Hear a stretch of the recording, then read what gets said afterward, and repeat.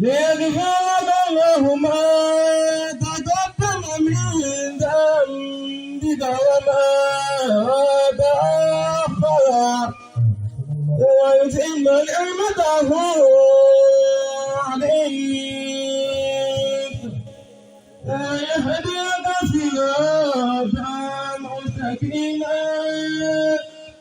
ويرزقك الله نصرا عزيزا اغفر لنا يا إلهي أنت الفتاح مرابي شفا شيوخك الأمان يا ذا الوقار حبيبي وصل لنا يا إلهي أنت الفتاح مرابي شفا شيوخك الأمان يا ذا الوقار حبيبي.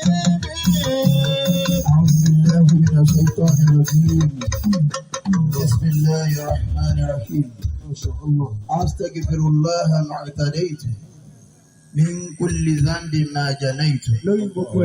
أفردت نفسي وشرحت. أستغفر الله إن عصيت. آمين. إن ربي لواحد أكذا قال أحمد قل هو الله أحد فهو فريد وصمد. إن ربي لواحد أكذا قال أحمد قل هو الله أحد فهو فريد وصمد.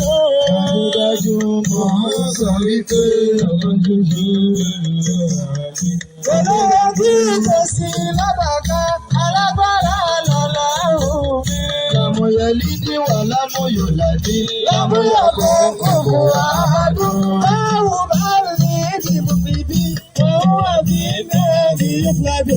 Ẹgbẹ́jọba lọ lólu àmì. Olówó bí kò sí lẹ́lẹ́bíjà.